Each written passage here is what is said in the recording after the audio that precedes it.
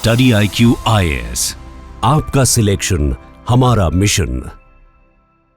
नमस्कार दोस्तों जैसा कि आप सब देख ही रहे हैं, डोनाल्ड ट्रंप के द्वारा भारत को लेकर जो बयान दिए जा रहे हैं, इसकी वजह से भारत के अंदर भारत के लोगों के मन में अलग अलग प्रकार का ओपिनियन बन रहा है कि क्या एक्चुअल में डोनाल्ड ट्रंप भारत के साथ हैं कि नहीं, क्या वो भारत के साथ फ्रेंडली व्यवहार कर रहे हैं कि नहीं। क्योंकि यहां पर आप देखिए, अभी उन्होंने अटैक किया था डोनाल्ड ट्रंप ने और कहा somebody is finally exposing them for what they have done। मतलब एक्सपोजिंग देम, आप किसी फ्रेंडली कंट्री के साथ ये शब्द का इस्तेमाल नहीं करते हो, लेकिन उन्होंने किया।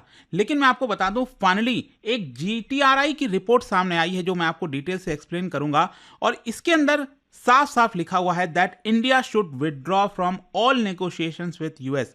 मतलब भारत जो भी इस समय नेगोशिएशंस कर रहा है यूएस के साथ, उससे विदड्रॉ कर लेना चाहिए, और जिस तरह बाकी के कंट्रीज रिटेलिएट कर रहे हैं यूएस को, उसी प्रकार भारत को भी रिटेलिएट करना चाहिए। तो काफी कुछ आपको इस वीडियो में जानने को मिलेगा कि आखिरकार सॉल्यूशंस क्या बताया जा रहा है, कैसे ट्रंप एडमिनिस्ट्रेशन गलत डेटा प्रेजेंट कर रहे हैं भारत को बदनाम करने के लिए। काफी कुछ जानने को है, चलिए आगे बढ़ते हैं। लेकिन उससे पहले आप सबको यह भी बता दूं कि इस साल अगर आप यूपीएससी प्रीलिम्स का पेपर दे रहे हो, तो ये वाला जो बैच है SIP प्लस, वो आप ज्वाइन कर सकते हैं, जिसमें पूरा रिवीजन, टेस्ट सीरीज सब कुछ आपको मिलता है। And by using this code Ankit live you will get maximum discount, और इसका लिंक कमेंट सेक्शन में दिया हुआ है। तो चलिए शुरुआत करते हैं। सबसे पहले ये देखते हैं कि हुआ क्या है। मैं आपको पहले तो ये बता दूं कि जो GTRI की रिपोर्ट है वो कहां से आती है। देखिए, ये इसका नाम है ग्लोबल ट्रेड रिसर्च इनिशिएटिव, और ये बेसिकली एक थिंक टैंक है, रिसर्च ग्रुप है, जो कि मेनली फोकस करता है क्लाइमेट चेंज, टेक्नोलॉजी और ट्रेड के ऊपर। और इनका जो मेन एम है वो यही है कि हाई क्वालिटी रिसर्च जो है गवर्नमेंट को, इंडस्ट्री को प्रोवाइड किया जाए। और सबसे इंपॉर्टेंट ये है कि इनके जो फाउंडर है ना, वो हैं Ajay Shrivastava. Ajay Shrivastava already government of India के अंदर काम कर चुके हैं, कॉमर्स मिनिस्ट्री में काम कर चुके हैं, और उन्होंने यहाँ पर वॉलंटरी रिटायरमेंट जो स्कीम होता है उसके तहत रिटायरमेंट लिया था, और उनका काफी सारा एक्सपीरियंस है ट्रेड पॉलिसी में, WTO FTA का जो नेगोशिएशंस होता है उसके अंदर। तो यहां पर इनके द्वारा ये जो पूरा रिपोर्ट है वो पब्लिश किया गया, और इसमें उन्होंने कहा है कि भारत को विड्रॉ कर लेना चाहिए नेगोशिएशन जो कर रहा है भारत अमेरिका के साथ, और साथ ही साथ जिस तरीके से चाइना, कनाडा ये लोग रिटेलिएट कर रहे हैं यूएस के ऊपर, वैसे ही भारत को भी करना चाहिए। यहां पर उन्होंने बताया कि जानबूझकर जो अमेरिका है वो काफी प्रेशर डाल रहा है भारत के ऊपर, ताकि जो ट्रेड डिमांड से अमेरिका का, उसको भारत एक्सेप्ट करे। और अगर ऐसा हुआ तो कहीं ना कहीं ये अमेरिकन इंटरेस्ट में होगा, और भारत को इसका काफी नुकसान हो सकता है। यहां पर इस रिपोर्ट में बताया गया है कि कैसे जो डोनाल्ड ट्रंप और उनके जो ऑफिशियल्स हैं वो भारत को क्रिटिसाइज करते रहते हैं बाय यूजिंग इनकरेक्ट डेटा। मतलब अगर आप भारत को क्रिटिसाइज भी कर रहे हो तो सही डेटा तो प्रेजेंट करो।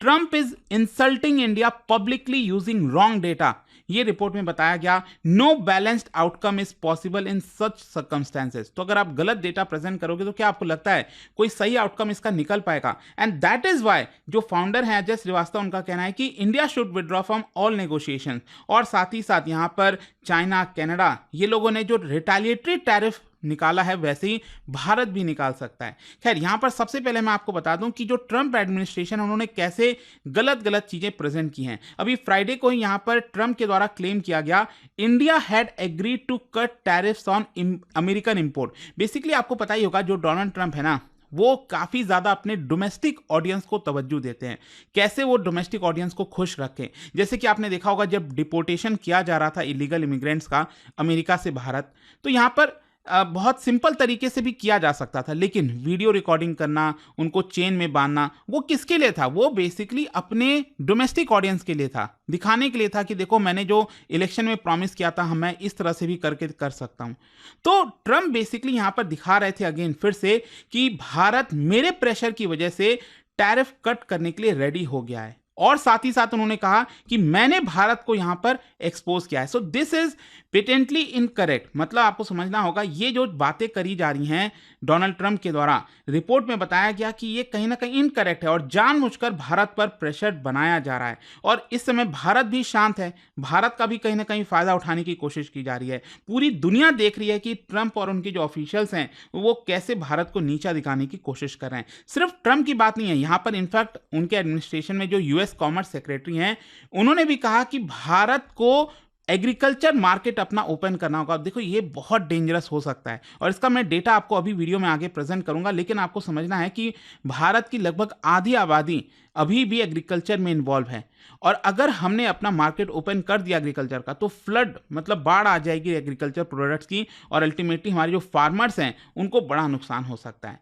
तो यहां पर उनके यूएस कॉमर्स सेक्रेटरी ये बात जानते हैं कि ये पॉसिबल नहीं है, लेकिन फिर भी ये कह रहे हैं कि भारत को अपना एग्रीकल्चर मार्केट ओपन करना पड़ेगा और उन्होंने यहाँ पर यह भी कह दिया कि प्रोडक्ट बाय प्रोडक्ट हम अरेंजमेंट नहीं करेंगे, ट्रेड डील नहीं करेंगे भारत के साथ। हमें या तो मैक्रो, लार्ज या फिर ग्रैंड ट्रेड एग्रीमेंट चाहिए भारत के साथ।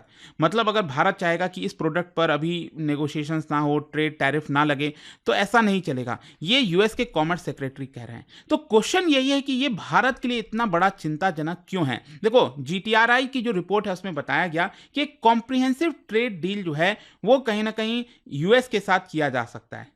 सॉरी, ये यूएस के साथ नहीं करना चाहिए। मतलब ये जो कॉम्प्रिहेंसिव ट्रेड डील की बात कर रहे हैं ना कॉमर्स सेक्रेटरी, वो भारत को नहीं करना चाहिए, क्योंकि अगर हमने ऐसा किया तो एक तो हमें टैरिफ रिडक्शन करना पड़ेगा, अपना मार्केट ओपन करना पड़ेगा, साथ ही साथ जो गवर्नमेंट प्रोक्योरमेंट है उसको लेकर भी कल के डेट में अमेरिका सवाल उठाने लगेगा। आपको पता है ना, बहुत सारा जो गेहूं, चावल ये सब प्रोक्योर किया जाता है सरकार के द्वारा भारत के अंदर। अमेरिका कहेगा कि आप क्यों प्रोक्योर कर रहे हो। फिर इसके अलावा एग्रीकल्चर सब्सिडीज को लेकर सवाल उठाएगा कल के डेट में। पेटेंट लॉज हो गया, बहुत सारी चीजें हैं इसको लेकर। मतलब एक बार हमने यहां पर दरवाजा खोल दिया अमेरिका के लिए तो फिर तो वो कल के डेट में बहुत सारी चीजों को लेकर नेगोशिएशन स्टार्ट कर देगा। एक तो ये हो गया। फिर दूसरा यहां पर यह है कि ये बोला गया रिपोर्ट में कि जो ट्रंप है ना, वो अगर आप उनका इतिहास देखोगे तो वो ट्रेड एग्रीमेंट्स को डिसरिगार्ड करते हैं। मतलब जो उन्होंने खुद किया है उसको भी वो नहीं मानते। फॉर एग्जांपल पहले टर्म में मैं आपको बता दूं, यहां पर एक free trade agreement US, Mexico, Canada के बीच में साइन किया गया था। क्या आपको पता है अभी उन्होंने खारिज कर दिया है। मतलब डोनाल्ड ट्रंप उस ट्रेड एग्रीमेंट को जो उन्होंने खुद बनाया था पहले टर्म में उसको नहीं मान रहे हैं और आज के डेट में आपको पता है मैक्सिको और कनाडा के ऊपर 25% का टैरिफ लगा दिया है। सोच के देखिए। तो इससे साफ जाहिर होता है कि ट्रंप की आज की जो क्या पॉलिसी है, कल क्या होगा किसी को कुछ नहीं पता। तो क्वेश्चन ये है कि सजेशंस क्या है, भारत को क्या करना चाहिए। रिपोर्ट में क्या बोला गया है, देखो रिपोर्ट का कहना है कि एक मैक्रो लेवल का रेसिप्रोकल टैरिफ एग्रीमेंट जो है हम अमेरिका के साथ कर सकते हैं। इसमें बताया गया कि 90% जो इंडस्ट्रियल गुड्स हैं वो बेसिकली हमें कवर कर लेना चाहिए और उस पर 0 फॉर 0 अप्रोच रखना चाहिए। मतलब हम भी उस पर 0 टैरिफ लगाएंगे, अमेरिका भी उसके ऊपर 0 टैरिफ लगाए। मतलब ऐसा नहीं होना चाहिए कि अमेरिका जो हमें प्रेशर डाल रहा है कि टैरिफ कम कर दो, हम टैरिफ कम कर दें और पता चले अमेरिका टैरिफ कम कर ही नहीं रहा।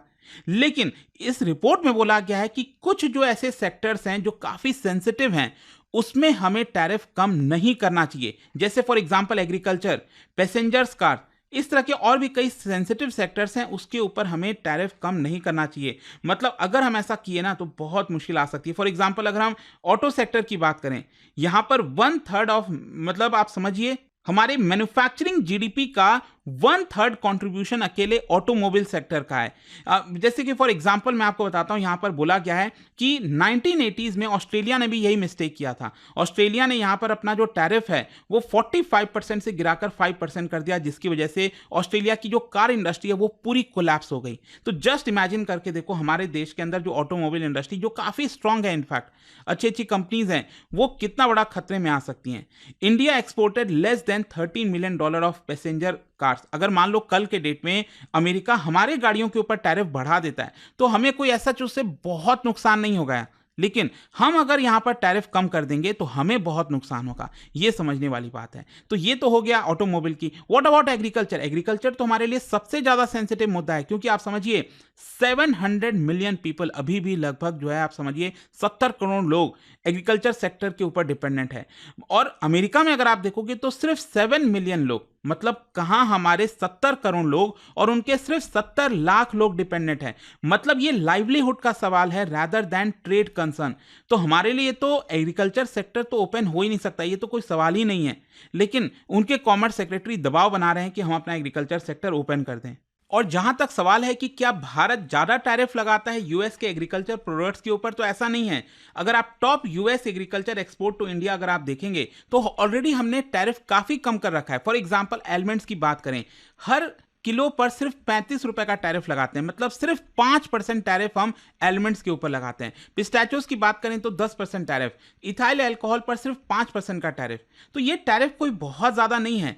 यहाँ पर भारत का अगर हम total agriculture, dairy, marine export देखें जो हम अमेरिका भेजते हैं तो वो सिर्फ $5 बिलियन है। तो इससे हमें चिंता नहीं करनी चाहिए, मतलब हमारा कोई बहुत नुकसान नहीं होगा अगर हम टैरिफ कम नहीं करेंगे। लेकिन अगर हम टैरिफ कम कर देंगे तो इससे बहुत बड़ा प्रॉब्लम क्रिएट हो सकता है, जिसको सॉल्व करना अगेन काफ़ी मुश्किल हो जाएगा। और एक बार हमने कंसीड कर लिया ना, जो मैं आपको बता रहा था, तो इसकी वजह से यूएस मनमानी कर सकता है, बहुत सारी चीज़ें भारत से मनाने की कोशिश कर सकता है। जहाँ तक सवाल है कि बाकी के प्रोडक्ट्स का क्या, देखिए फॉर एग्जांपल अगर आप देखेंगे तो यहाँ पर जो यूएस है वो आरोप लगाता है कि हम टैरिफ किंग हैं, भारत टैरिफ किंग है। फॉर एग्जाम्पल ये बोलता है कि यहाँ पर जो वाइन्स हैं, अल्कोहल है, हम उसके ऊपर 150% का टैरिफ लगाते हैं, गाड़ियों पर 100% का टैरिफ लगाते हैं। ये बोलते रहते हैं ना हमेशा भारत को। क्या आपको पता है यूएस हमारे टोबैको प्रोडक्ट्स के ऊपर 350% का टैरिफ लगाता है।